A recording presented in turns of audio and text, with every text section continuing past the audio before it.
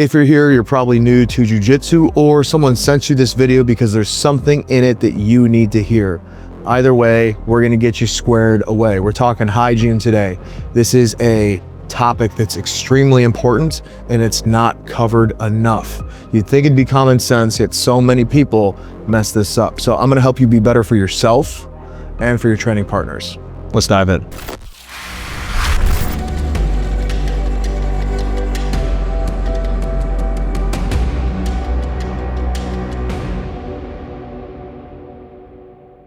Now, I've been training jiu-jitsu for about a decade. I'm a brown belt, and I can tell you that probably on one hand, I've come across in that time frame at least 5 stinky guys and or girls. You don't want to be that person, and it's such an easy thing to avoid. If you're coming to training and your hygiene's messed up, stop.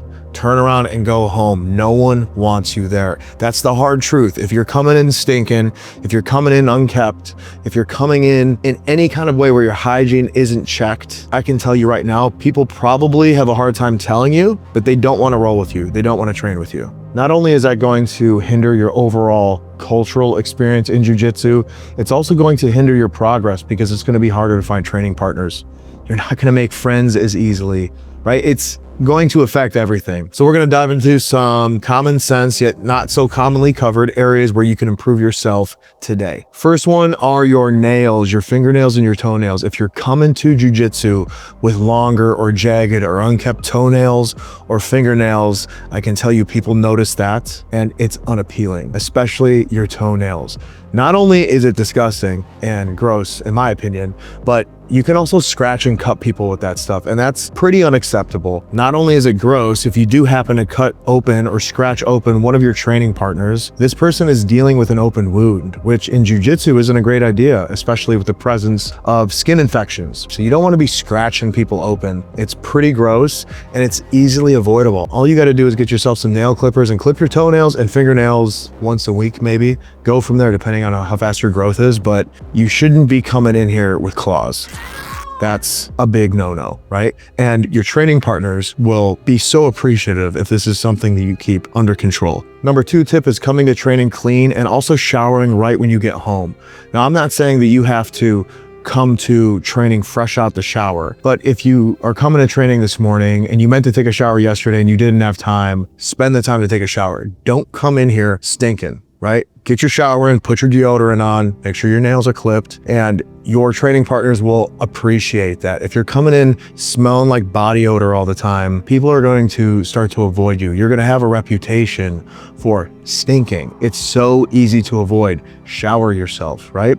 And also make sure you're doing it right when you get home, because you don't want possible ringworm, impetigo, staph, whatever, getting into your pores, right? When you train, your pores open up, you sweat. And if there's bacterial or viral elements on the mats that can cause skin infections, well, guess what? That goes on your skin. And when you get home and you cool off, your pores close up and now you're trapping that stuff inside your skin. So the second you get home, you want to shower. And if possible, shower at your school if your school has a shower. There's a lot of schools out there that don't have showers. So just shower when you get home and you're totally fine. It's the people that just don't shower that end up catching this stuff. It's highly contagious. And then for the most part, I've seen people try to hide it, right? Like if I have a skin infection, I'm not coming to training. You can have a pretty valid outbreak just by being inconsiderate, right? So make sure you're taking care of yourself, because in turn, you're taking care of your training partners. Along with showering, make sure your teeth are brushed and also flossed. I can tell by someone's bad breath if they've flossed their teeth or not. That plaque buildup has a very distinct smell, and when we're huffing and puffing and beating each other up and you're breathing your bad breath in my face, our time together is going to be very limited. You need to be brushing your teeth. You need to be flossing. If you're just brushing your teeth, if you're not flossing, you probably still have bad breath. You need to get that plaque out from in between your teeth. Jiu-jitsu is an up-close sport. You're very up close and personal. You want to make sure you're taking care of yourself so that you're not putting your partners in an awkward position, have an awkward conversation with you. It's just better off to come in clean and considerate. That's the best way to go. And I just want to take a second to give my sponsor, X Martial, a shout out. On the mats, you've got seconds to react and sometimes even less. You train for hours to move with precision. Your gear should keep up. X Martial makes high quality, high performance no-gi gear. The fit is clean and the material Durable, breathable, and built for battle. One thing I can't stand about certain no-gi brands is how quickly the material falls apart and how quickly the designs wash away. Literally every single one of my rash guards that I own from X-Martial has stood the test of time. I've been training jiu-jitsu for 9 years and I still have rash guards that look brand new. And since we're talking about the designs, they're original, they're unique, they help you look good. If you're gonna go compete and you don't feel you look your best, you think that's helping you in your performance, you wanna go out and feel good about the person that you've built. And no-gi attire definitely helps with that. So if you want to look as good as me and probably even better, get over to xmartial.com and grab yourself some gear. I know you'd be happy you did. Look good, feel sharp, roll hard. Let's get back to the video.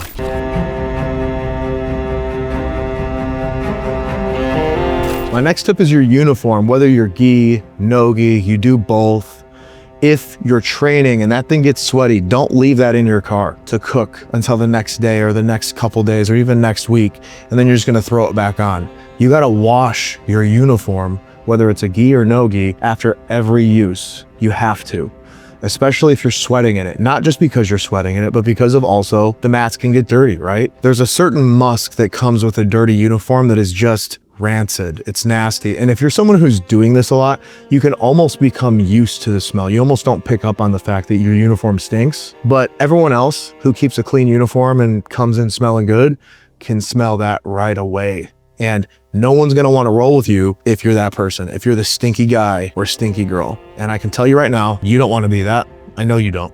No one does. So make sure you're cleaning your uniform after every use. Your school will give you guidance on whether they think you should or should not wash your belt. That's a common argument in jiu-jitsu. I will let you talk to your instructor about washing your belt, if it's something they want you to do or not, if it doesn't matter. I'm gonna say at the very least, your uniform needs to get washed. That's a big one. And while we're talking about our uniforms, don't store your uniform where you store food. I don't want it to smell like I'm rolling with a 200-pound burrito. I don't want it to smell like I'm rolling with a 115-pound bowl of pasta. You get the point I'm trying to make, right?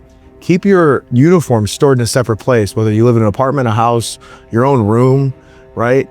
I've seen people throw styrofoam boxes of takeouts right next or even on top of their gi. No, don't do that. You want your uniform to be clean and smelling good. Food does not smell good when you're rolling with it. It only smells good when you want to eat it later on. Trust me on this. My next tip is footwear. Now, if you're on the mats, you're barefoot. If you step off the mats, you got to put your slides or your shoes back on. I know it can be a little inconvenient, but the mats are for bare feet only. And if you're walking around in other places of the gym with your bare feet, where other people are walking with normal shoes, you're tracking what's on their shoes onto the mat. And that's exactly how skin infections happen. And a big one that I've seen people do over the years of my training is walking to the bathroom barefoot. And I swear to you, that is one of the most insulting, disrespectful things you can do at a gym.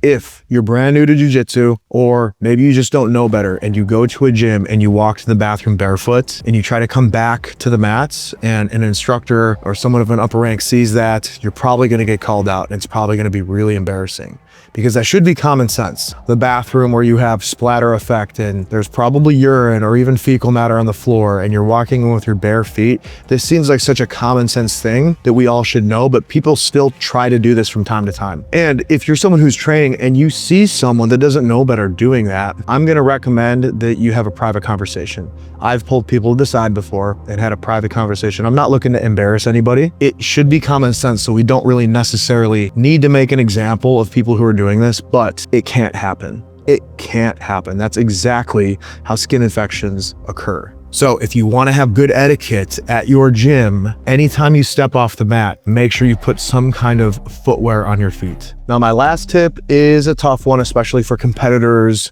and especially for competitors who make money doing jiu-jitsu, maybe pay their bills with jiu-jitsu.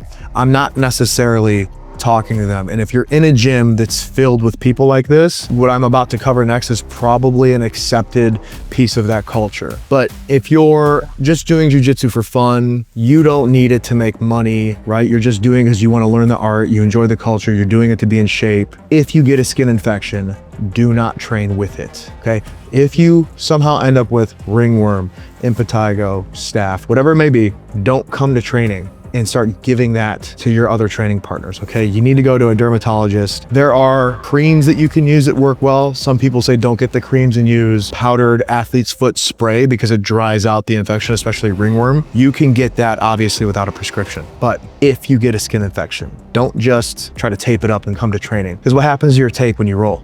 It rolls down, it comes off. You're going to expose the rash, and people are going to become exposed to your skin infection, and then your skin infection becomes their skin infection. And because jiu-jitsu is such a close proximity combat art, guess what's going to happen? It's going to spread everywhere. I remember one time in high school, I had ringworm on the back of my neck, and inside the ringworm was impetigo, and it was the most brutally itchy, sore skin infection I've ever had. And I can't imagine trying to throw a band-aid on that and then coming to training and giving it to the rest of the wrestling team, right? That's what I was doing back then, was wrestling. I can't imagine thinking that'd be okay, but sometimes people try to squeeze by. They don't want to skip training. I get that you don't want to skip. And if you're someone, like I said earlier, who does jiu-jitsu to pay your bills, okay, you're probably training in a gym that's more of a competition style gym. It's probably worth having a conversation with your instructors at your school to figure out what kind of culture you have at your gym. But if you just want to err on the side of caution, don't train with skin infections. Go get your medicines so that you can clear it up and come back to training in a respectable amount of time.